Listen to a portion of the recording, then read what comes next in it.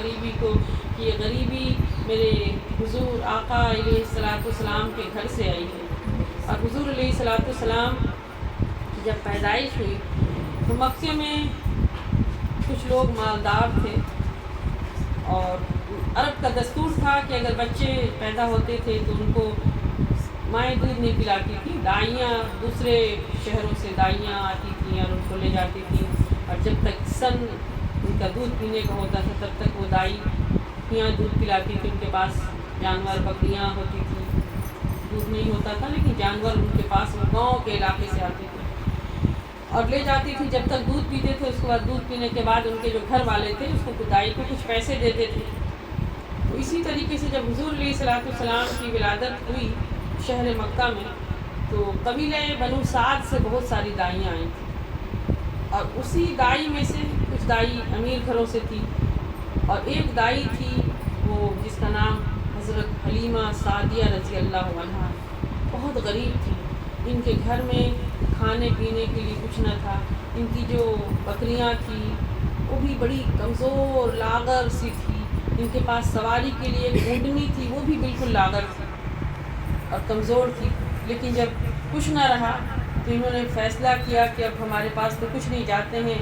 شہر مکہ میں اور جا کر کے کچھ بچے کو لے آتے ہیں اپنے گھر میں، شاید ان کے گھر والوں سے کچھ پیسے مل جائیں، یہ خیال تھا۔ اور اسی خیال سے حلیمہ سعدیہ اپنے شوہر سے اجازت لے کر چلتی ہیں اپنی کمزور سی لاغر اونٹنی پر سوار ہو کر کے، اور بہت ساری دائیاں اور تھیں جو اچھے گھر تھے، اچھے سوار تھے جن کے پاس، تو وہ بھی ساتھ چلی تھی، قافلہ تھا۔ اور پورے قافلے کے ساتھ حلیمہ سعدیہ جب چلی تو سب کے پاس اچھے سوار تھے، تو ظاہر سی بات ہے اچھے سوار آگے نکل جائیں گے، اور حلیمہ سعدیہ رضی اللہ عنہا چونکہ ان کی اونٹنی بالکل لاغر اور کمزور سی تھی تو بڑا اس کی رفتار میں بڑی سستی تھی، دھیمی رفتار کے ساتھ تھی، تو وہ کافی پیچھے رہ گئی، باقی ساری دائیاں آگے نکل گئی۔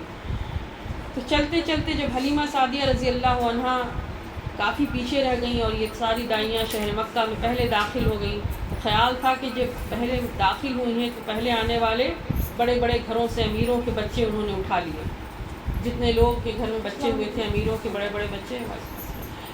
درود پاک پڑھ لیں، اللہم صلی علی سیدنا و حبیبنا و شفیعنا مولانا محمد و بارک وسلم، صلاۃ و سلام علیک یا رسول اللہ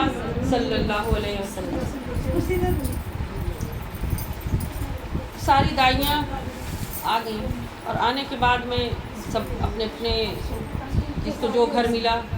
چلی گئیں اور جا کے اٹھا لی بچوں کو۔ حلیمہ سعدیہ رضی اللہ تعالی عنہا سب سے پیچھے رہ گئیں اور سب سے آخر میں پہنچی۔ جب آخر میں پہنچی تو یہ ساری دائیاں سب امیروں کے گھروں سے بچے لے کر نکل چکی تھیں۔ حلیمہ سعدیہ اپنی مایوسی کے ساتھ آتی ہیں اور کہتی ہیں کہ مولا تیرے دعا کرتی ہیں، خانہ کعبہ کا غلاف پکڑ کے کہتی ہیں مولا تو جانتا ہے میرا حال، میں کس غربت میں ہوں، کچھ لاچاری میں ہوں، ہمارے بچوں کے لیے گھر میں کھانا نہیں ہے، بچے ہمارے بھوک سے پریشان ہیں، اور میں اس حال میں آئی ہوں مولا کہ ساری دائیاں تو لے کر نکل گئی، مولا اب تیری مرضی ہے مالک کہ تو مجھے کسی بچے کو گود لینا عطا کر دے۔ خانہ کعبہ کے صحن میں دعا کر کے نکلتی ہیں حلیمہ سعدیہ رضی اللہ عنہا، کہ ان کا مقدر تھا، ان کی غریبی، ان کی لاغر اونٹنی اور کے ساتھ جب وہ پہنچی تو خوش قسمتی سے انہیں آقا علیہ الصلوۃ والسلام کو گود لینا ان کا مقدر تھا۔ حضور کو گود لیا انہوں نے، اور جن اوروں نے حضور کو چھوڑ دیا تھا، غریب گھرانے میں پیدائش ہوئی ہے، چھوڑ دیا تھا، لیکن حلیمہ سعدیہ کی غریبی نے انہیں پیچھا کر دیا، اور پیچھے ہونے کی وجہ سے انہیں حضور کو گود لینا مقدس تھا۔ اور جب وہ حضور کو گود میں لے کر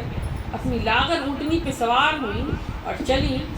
تو کہتی ہیں کہ میں نے چاہا کہ جب مکہ شہر میں داخل ہو گئی ہوں تو حضور علیہ الصلوۃ والسلام کو جس کو گود لی ہوں ان کو حجر اسود کا بوسہ دلا دوں۔